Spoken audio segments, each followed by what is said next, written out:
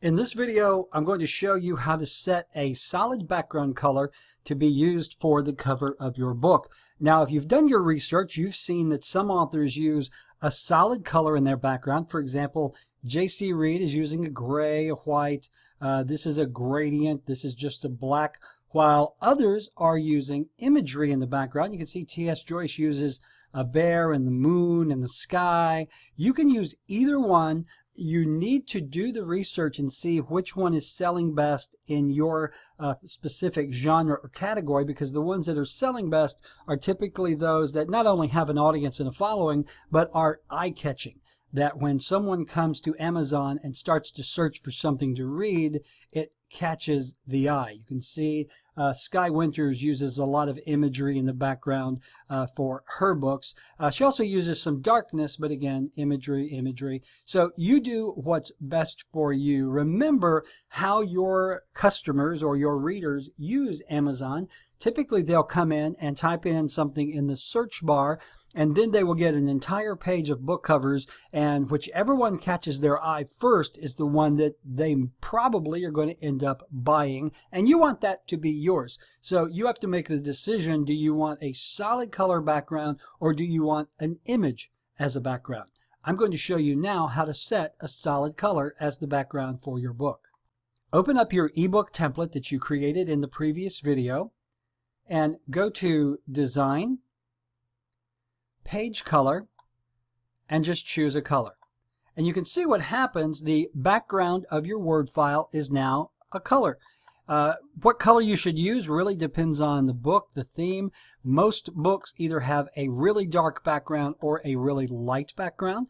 It really depends on the book itself. If it is a dark and brooding, serious book, you're probably going to want to use a darker color for the background. But if it's a happy, clean romance, feel-good kind of book, you want to do something brighter, a white or a yellow. Do some research online as to the effect of color on the mood and the buying decision, and you'll find that the colors you use represent your book and also prompt people to buy. So usually you would use a dark color in the background, either a black, a really dark blue. You might use a gradient if you choose to. Just make sure that the color you choose does not interfere with the overlaying text, and we'll look at that in just a second. Now, while you're under Design, Page Color, you can go down and choose more colors. There are lots of colors that you can choose. You can see the whole gamut there. You can also do a custom color if you want to choose something that's not on the spectrum. You can also do fill effects. What fill effects are things like gradients, texture, patterns, picture. For example, if I want my background, rather than to be a solid color, I can set it up as a gradient. And gradient simply means the color gradiates from light to dark on the page in whatever direction you set it to with whatever colors you set it to. So I've got my primary color as black. I'm going to choose white as my second color, and then I'm just going to click on a gradient. And when I click OK, it will show me the gradient on the page. Now I can have the gradient going horizontal, vertical, diagonal, and you can see it's giving you a preview here. Unfortunately, my Word does not give you the option to preview it. You just have to set it, click OK, and there it is.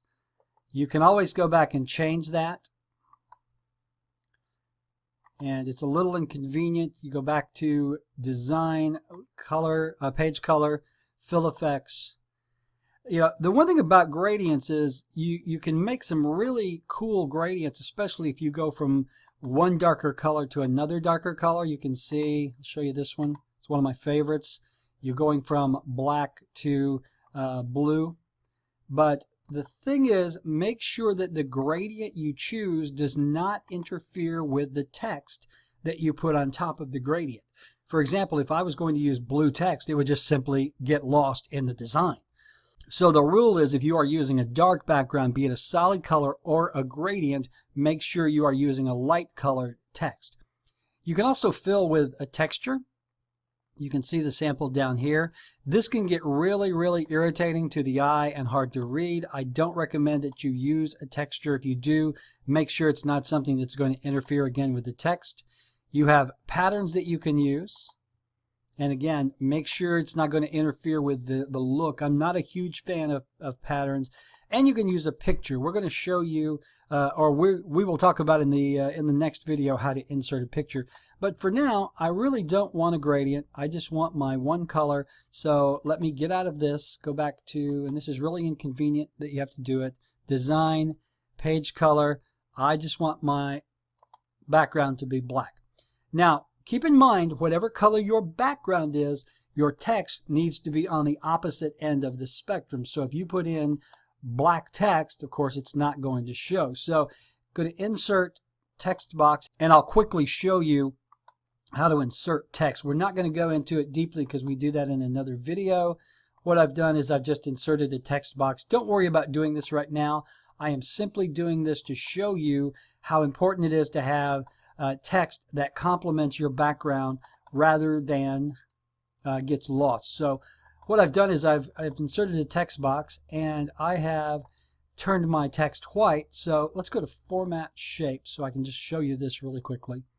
All right, I don't want to fill. You can see when you insert a text box, and again, we'll go into this. It comes with a fill. Let's get rid of that. Let's get rid of the line. All I want to do here is show you how if you're going to use a dark background, you need to use light text. So if I changed my text color to a darker color, you can see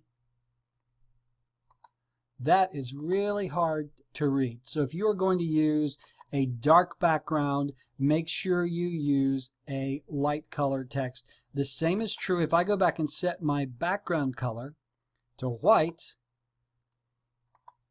and my text is still set at dark, but if I had light text, you could see it would be really hard to read. So the bottom line there is make sure that your background does not interfere with your text. So that's how you set the background to a solid or gradient color. If you would like a multicolored background, the way you can do that is to go to Insert, Shapes, choose a shape. We'll just grab a rectangle and draw it. Let's say I want half of my book yellow and half of my book black. You just draw the shape, and I've got my Format Shape window open. The way that you get that is you right-click on the shape and choose Format Shape. Again, we'll go into this in greater detail. But let's say I want the top part of my book to be an orangey yellow color, and then I want the bottom to be black. I go to Insert, Shapes, get another rectangle. Insert, Shapes, and if you start drawing off of the page, it won't draw. So you have to draw it and then make it as large as you like and move it. So let's say I want that to be black. So now I've got a two-colored background, and again, only do this if it's integral to the design of your book. Don't do it because you think it looks cool. Do it because it will be eye-catching to your reader. If you go out on Amazon and search for one of the Dummies books, like Google for Dummies, Word for Dummies, you can see they use this, we call it the bumblebee design, the yellow and black.